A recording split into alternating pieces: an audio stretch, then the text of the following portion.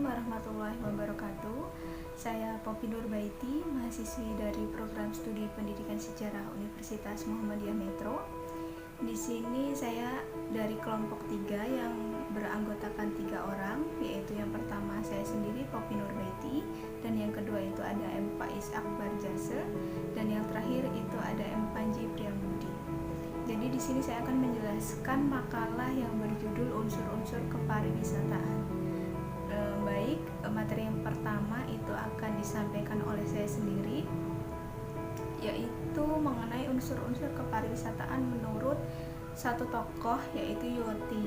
Nah, Yoti ini menyebutkan beberapa hal yang perlu diperhatikan dalam pengembangan suatu daerah untuk menjadi suatu daerah pariwisata yang dapat menarik para pengunjung atau wisatawan. Nah, itu ada beberapa syarat. Yang pertama yaitu daerah itu harus mempunyai something to see, yaitu daerah ini mempunyai objek wisata dan atraksi wisata yang berbeda dengan daerah yang lain.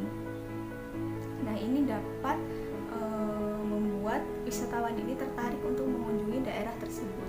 Yang kedua itu ada something to do. Something to do itu daerah tersebut harus mempunyai sesuatu yang dapat dilihat atau suatu fasilitas rekreasi yang bisa membuat pengunjung itu betah untuk mengunjungi daerah wisata tersebut. Dan yang ketiga itu ada something to buy, yaitu di tempat tersebut itu harus ada souvenir atau oleh-oleh atau buah tangan ataupun kerajinan tangan yang bisa dibeli oleh para wisatawan untuk dibawa ke daerah masing-masing. Nah, selain itu di daerah wisata itu juga harus tersedia money changer, bank, kantor pos atau kantor telepon. Terima kasih. Oke, melanjutkan materinya. Tadi dibahas tentang politik dan kebijakan yang dikeluarkan oleh pemerintah setempat. Itu menjadi unsur yang pertama terkait dengan peran pemerintah dalam rangka mengelola potensi pariwisata di daerah tersebut. Nah, melalui politik dan kebijakan yang dikeluarkan oleh pemerintah itu bisa mempengaruhi keberlangsungan industri pariwisata di daerahnya.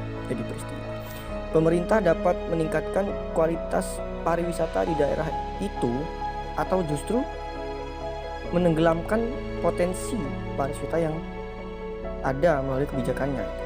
Selanjutnya ada perasaan ingin tahu tuh kan. Jadi perasaan ingin tahu itu pada awalnya menjadi hakikat paling utama yang melahirkan pariwisata. Dalam perasaan manusia yang terdalam, jadi kalau kita ingin tahu itu kan pasti ingin mengunjungi itu kan. Jadi kalau ada rasa ingin tahu dari wisatawan, maka dia akan mengunjungi pariwisata itu. Sifat ramah tamah. Nah, tentu saja kalau orang mau berkunjung ke suatu tempat wisata, kalau pengelolanya itu sifat ramah dan tamah, maka dia akan ada kemungkinan untuk kembali berwisata pada tempat tersebut, dan ada kemungkinan dia akan mengajak sanak saudara dan teman-temannya untuk berwisata ke situ. Ya, selanjutnya ada jarak dan waktu. Nah, atau aksesibilitas. Semakin dekat jaraknya atau jalur dalam menempuhnya itu, maka akan menjadi memudahkan untuk pariwisata itu untuk maju. Di situ atraksi. Nah, dalam dunia kepariwisataan, segala sesuatu yang menarik dan bernilai dikunjungi dapat disebut atraksi. Karena nilai yang menarik dan bernilai itu menjadi nilai jual dari suatu pariwisata. Itu saja, dilanjutkan materinya oleh yang selanjutnya. Terima kasih. Assalamualaikum warahmatullahi wabarakatuh. Perkenalkan, nama saya Muhammad Panji Priambudi, NPM 18220018. Saya dari Program Studi Pendidikan Sejarah Fakultas Keguruan Ilmu Pendidikan Universitas Muhammadiyah Metro. Oke, dalam kesempatan video kali ini saya akan sedikit membahas tentang unsur-unsur kepariwisataan. Langsung saja, yang pertama yaitu akomodasi. Ya, akomodasi itu merupakan rumah sementara bagi sang wisatawan atau yang sejauh ini sepanjang perjalanannya membutuhkan serta mengharapkan kenyamanan, keenakan, pelayanan yang baik. serta kebersihan yang menjamin kesehatan, serta hal-hal yang dibutuhkan dalam kehidupan sehari-hari yang layak dalam pergaulan dunia internasional. Kemudian yaitu yang G, pengangkut tanpa kurir.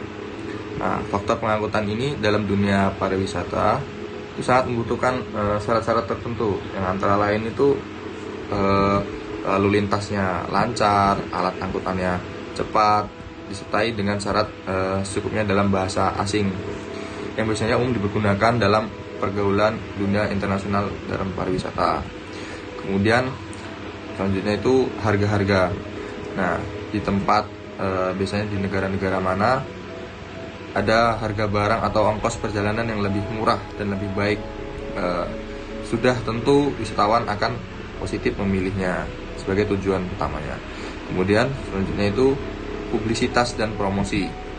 Nah, publisitas dan promosi ini yang dimaksud di sini adalah propaganda kepariwisataan dengan didasarkan atas rencana atau program secara teratur dan berkelanjutan dengan baik. Ke dalam publisitas dan promosi ini ditunjukkan pada masyarakat dalam negeri sendiri dengan maksud yaitu tujuan mengunggah pandangan masyarakat agar mempunyai kesadaran akan kegunaan pariwisata baginya, sehingga industri pariwisata ini di negeri ini memperoleh dukungannya. Publisitas dan promosi ini ditunjukkan pada dunia luar, di mana kampanye penerbangan benar-benar mengandung berbagai fasilitas dan atraksi yang unik dan menarik terhadap wisatawan. Dalam hal ini, negara kita Indonesia hendaknya dapat mengedepankan fasilitas yang unik dan memenuhi standar internasional industri pariwisata, serta menyajikan atraksi yang menarik yang berbeda dari tempat atau negara lain. Nah, selanjutnya itu kesempatan berbelanja.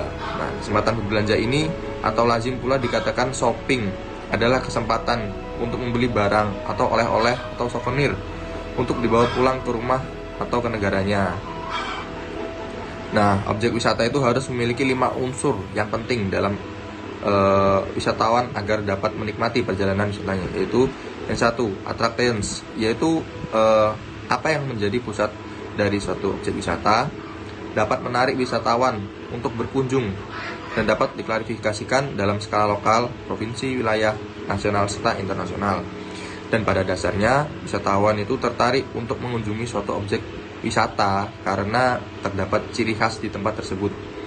Nah, ciri-cirinya yaitu antara lain keindahan alam, iklim cuaca, atau kebudayaannya. Kemudian yang kedua ini facility atau fasilitas. Di sini juga dibutuhkan dalam rangka melayani wisatawan saat menikmati objek wisata. Nah, fasilitas itu cenderung mendukung, bukan mendorong pertumbuhan objek wisata. Seperti contohnya, itu fasilitas yang tersedia harus sesuai antara harga dan kualitas. Fasilitas juga harus sesuai dengan kemampuan membayar target wisatawan yang mengunjungi objek wisata tersebut. Kemudian selanjutnya itu infrastruktur.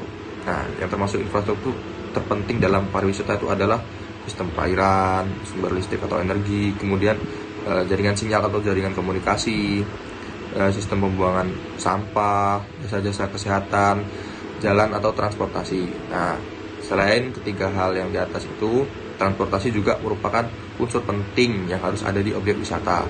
Adanya transportasi ini, baik tersedianya bus, travel, dan lain sebagainya, memungkinkan untuk wisatawan tuh dapat lebih mudah dalam menjangkau objek wisata yang akan dituju. Dengan mudahnya transportasi, maka tentu saja akan mempengaruhi banyaknya wisatawan yang berkunjung. Nah, selanjutnya itu hospitality atau keramah tamahan. Wisatawan merupakan orang yang sedang berada di lingkungan yang baru